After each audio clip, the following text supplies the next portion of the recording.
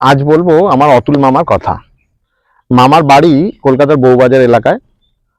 প্রায় 1970 দশকের ঘটনা। মামার তখন অল্প বয়স। তো কলকাতায় যে যে রোগের প্রাদুর্ভাব প্রচন্ড হয় তার মধ্যে একটা ছিল ডেঙ্গু। তো মামা একবার ডেঙ্গুতে যখন আক্রান্ত হলো, তখন ডাক্তারে বলল যে এ যাত্রায় খুব জোর বেঁচে গেছেন, শরীরচর্চার দিকে কিন্তু মন দিতে হবে। তো সেই সূত্রেই মামাকে গঙ্গার হাওয়া খাওয়ার পরামর্শ দিয়েছিলেন। সেই থেকেই মামা প্রতিদিনই বউবাজার থেকে বাবুঘাট যেত গঙ্গার হাওয়া খেতে। এখন কথা হচ্ছে যে এই এতটা পথ কি মামা হেঁটে যেত? ডাক্তারের পরামর্শ ছিল হেঁটে যাওয়া, কিন্তু মামা কিন্তু বাড়ি থেকে বেরিয়ে ট্রাম ধরতো, তারপর এসে ধর্মতলা থেকে আরেকটি ট্রাম ধরে বাবুঘাটের ঠিক সামনেটায় নেমে গিয়ে তারপর গঙ্গার ধারে হাওয়া খাওয়ার নাম করে শুধুমাত্র বেঞ্চে বসে হাওয়া খেত।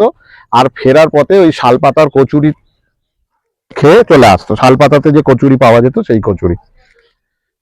তো এইভাবে চলতে চলতে মামার রিটায়ারমেন্ট যখন 2005 সালে হলো, তারপরে মামার হাতে অগাধ সময়, তখন বসেও থাকতো অনেকক্ষণ গঙ্গার ধারে।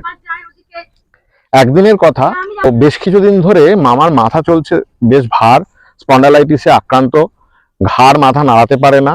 আর প্রতিদিনই বাবুঘাটে বসে বসে সেই মালিশওয়ালা লোকগুলোকে দেখে মামার মনে হয় যে একবার যদি ওরকম ঝাড়াই পোছাই মালিশ হতো খুব ভালো হতো।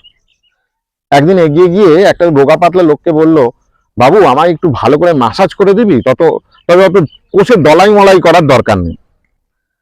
সেই লোকটি তো ছুটতে গেল, তেলের বাটি নিয়ে এলো, মামার ঘাটটা ধরে তেল মালিশ শুরু করলো। মামার মাথায় যেন একটা ঝনঝনে ভাব। কয়েক মিনিটের মধ্যেই মামার বহু বছরের ভার নেমে যাওয়ার মতো আরাম হলো। এরপর হঠাৎ করে একটা ঠং করে আওয়াজ হতেই মামা দেখলো যে মামার পায়ে লেগে সেই তেলের বাটিটা নিচের দিকে গড়িয়ে পড়েছে। ঘুরে দেখলো যে সেই রোগা পাতলা মালিশ করা লোকটাও নেই।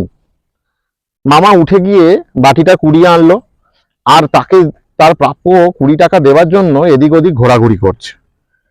তো ওখানে একটা গদি সিস্টেম হয়, মানে যারা মালিশ করে তাদের একজন হেড বলুন বস বলুন থাকে। তাকে গিয়ে বাটিটা দেখিয়ে বলল যে আচ্ছা দাদা, এই মালিশ করছিল আমাকে লোকটা, গেল কোথায়?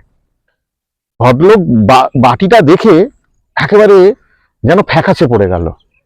বলল, এ কি, নীলমণি জেনার বাটি? আবার নীলমণি এসছিল? মামা বলল, আবার এসছিল মানে?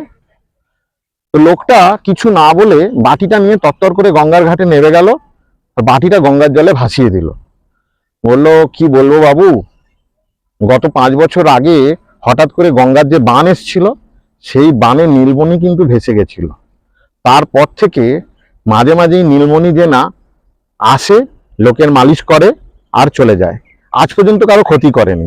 সেই জন্য আমরাও প্রতিবার বাটিটা গঙ্গার জলেই ভাসিয়ে দিই।